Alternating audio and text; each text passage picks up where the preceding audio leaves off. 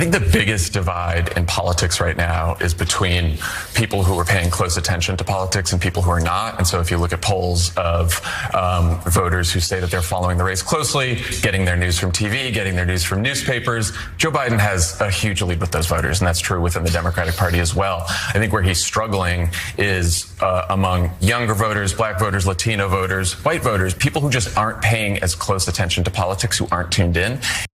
That was ex-Obama aide Jon Favreau, who's also the host of the Pod Save America podcast. He was speaking to Joe Scarborough this morning about why young Americans who really did rally in support of Joe Biden in 2020 have really soured on Biden this time around and don't appear to want to vote for him.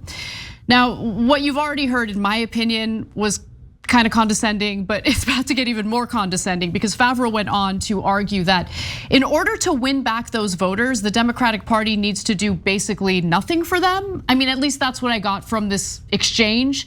He says that, you just need to simply remind young people about all the wonderful things that Joe Biden has accomplished for them. Let's hear him make the argument and then we'll discuss. When you get people to think about how this election actually matters to their own lives, then you see a lot of these voters, and by the way, they're voters who cast their ballots for Joe Biden in 2020 and have just become cynical since. So it's easier to get those voters back than to get people who've never voted before to actually vote. So when you actually talk about the stakes of the election, you talk about what Joe Biden's done, what he's going to do, you start seeing a lot of these voters move. So the argument is, well, you just have to remind them about some of the positive changes that young people experienced under the Biden administration versus the Trump administration.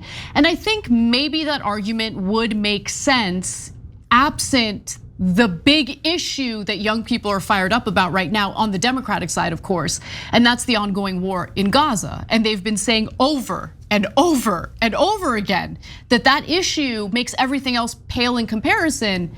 What's frustrating to me, Cenk, is it just feels like no one in the Democratic Party is paying attention to that. Or they know that that's the case, but they don't want it to be the case, so they just dismiss it. Thanks for watching. Our audience has helped build TYT into the media giant it is today.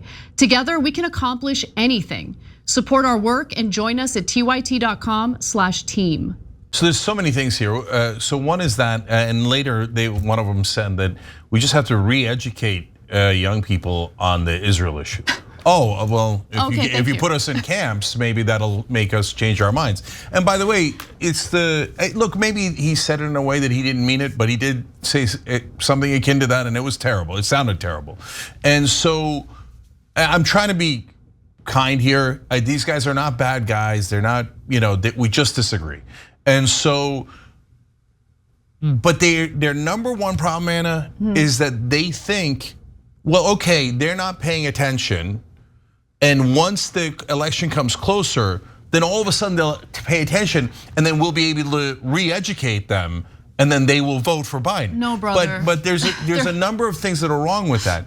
But the biggest missing link that they do not understand is that, no, as things get closer to the election, it's not like those young people that are not watching Morning Joe and reading the Washington Post are going to all of a sudden turn around and go, wait, the election's here, let me pick up a copy of the Washington Post and I gotta find out what Scarborough and Mika are saying about it. They're not watching or reading mainstream news. You're not going to be able to re-educate them. Yeah, and by the way, re-educate them, it's the assumption that young voters in this country are just like totally oblivious, not paying attention to politics.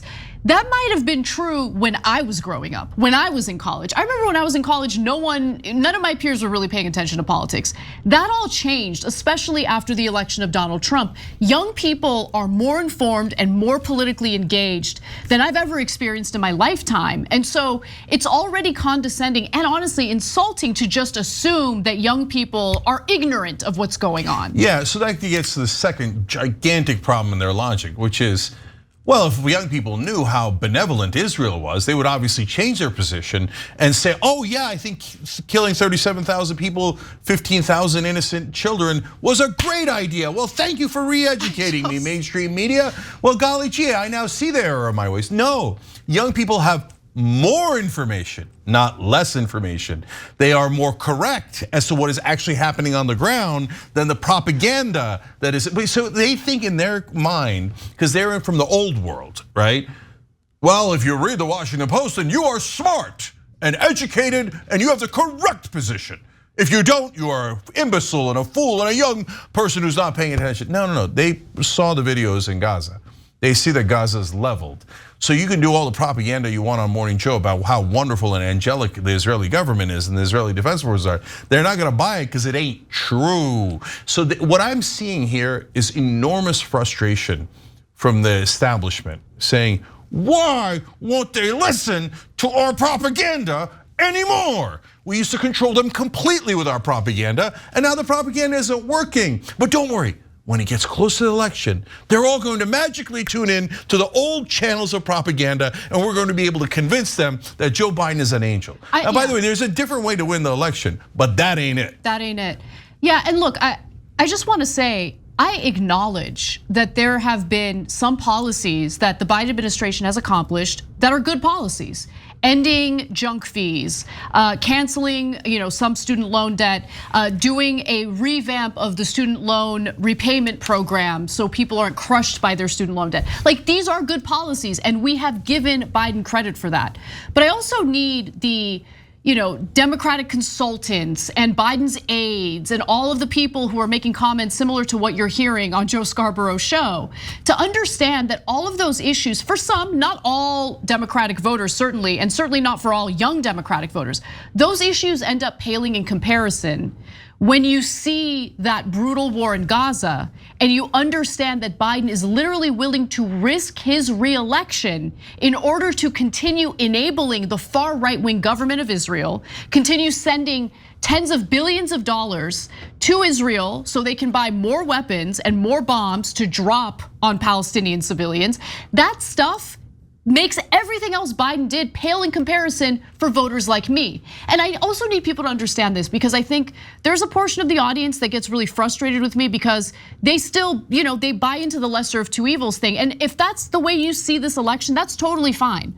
But what I'm currently living through in real time is what my ancestors went through in Armenia at the hands of the Turks, okay? When the Armenian genocide happened. I have to live through that by watching what happened to my ancestors and the Armenian people in real time. And then the Democratic establishment expects me to turn around and vote for Biden because he's the lesser of two evils. What he's carrying out right now, or at least enabling Israel to carry out, is one of the most evil things I have ever witnessed in my lifetime. Yeah, it's hard to make the case that the other guy is too evil when you're funding a genocide. That's a super hard case to make. Now, again, if we were on cable news, they would tell us, shush, we're in the middle of re-education here. Okay, let's take out the word re. Let's assume that was a mistake, okay? Just talking about education versus our plan, which is action. Okay, so their plan is, don't worry, in October, we'll educate all these young idiots and show them how great Biden has been, including on Gaza. Good luck, okay? And by the way, we'll go on social, we won't just do Morning Joe. We're wising up, we'll do, Joe Biden's doing social media now. He's on TikTok while trying to ban TikTok. You think that's gonna work? You think the kids on TikTok and all the people on TikTok, they never heard that Joe Biden's trying to ban TikTok? And that they're just gonna be like, oh, Joe Biden, what a cool guy. I can't wait to vote for him. I hear he's on TikTok right before he ends the entire app. Yeah, I did a video saying hashtag go ban yourself. So it doesn't mean that I like Trump. It means it is monumentally stupid to pretend that you're cool and hip with young people by going on TikTok while you signed a law banning it. Yeah. So dumb. No, I'm sorry, I'm not properly educated. So our idea is, why don't you try taking some action? Like, so today somebody wrote in, one of our members wrote in about how their student loan was taken care of, $24,000 difference in their life, gigantic difference. And I told them, vote for Biden.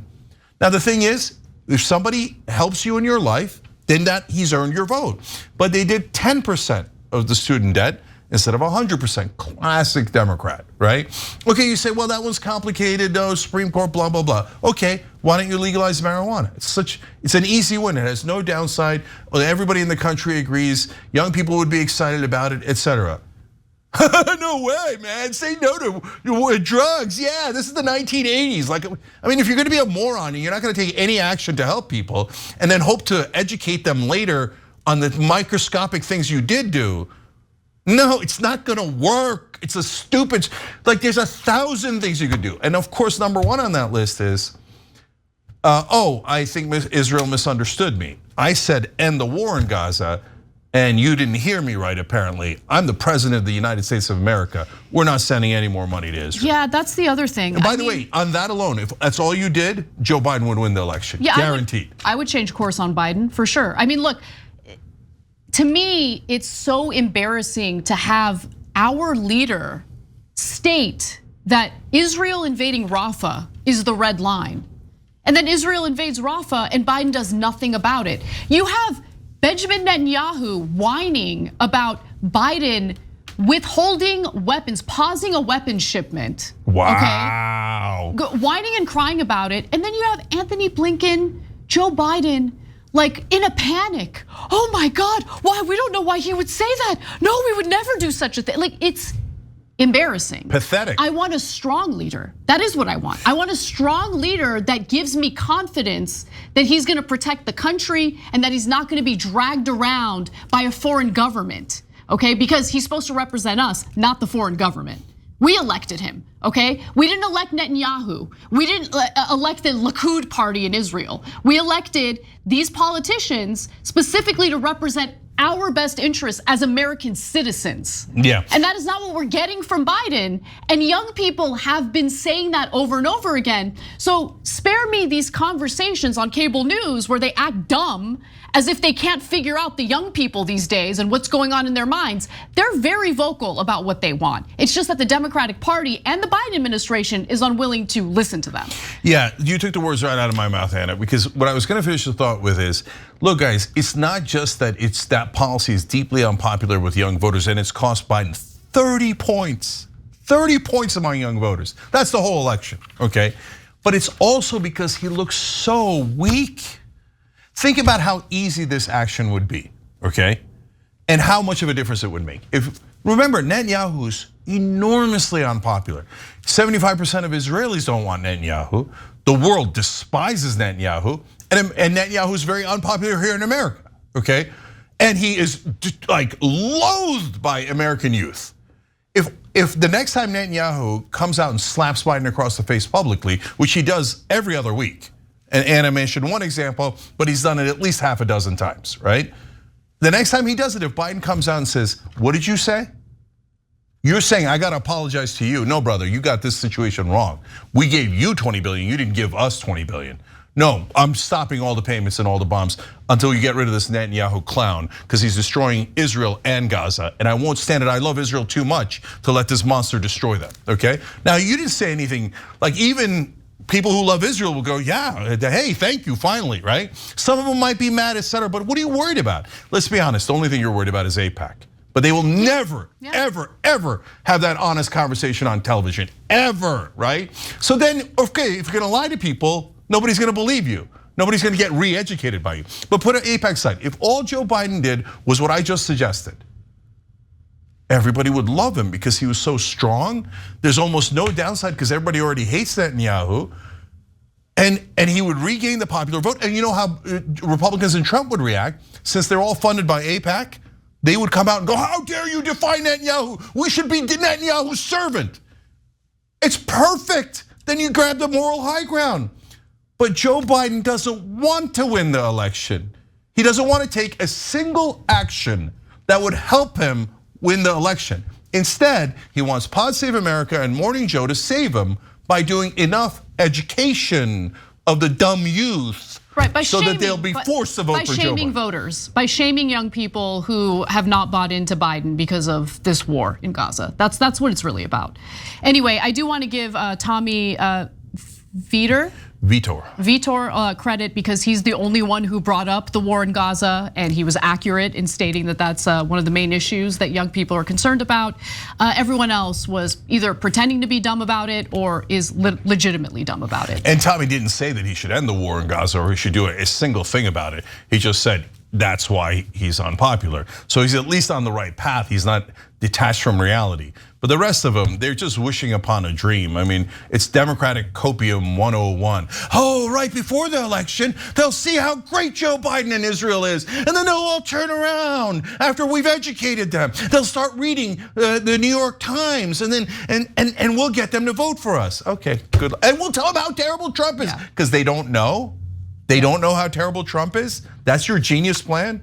Well, good luck with that plan, because you're definitely going to lose. And then we're all going to be stuck with Trump because of you. Thanks for watching the Young Turks. Really appreciate it. Another way to show support is through YouTube memberships. You'll get to interact with us more. There's live chat emojis, badges. You've got emojis of me, Anna, John, JR. So those are super fun. But you also get playback of our exclusive member-only shows and specials right after they air. So all of that, all you gotta do is click that join button right underneath the video. Thank you.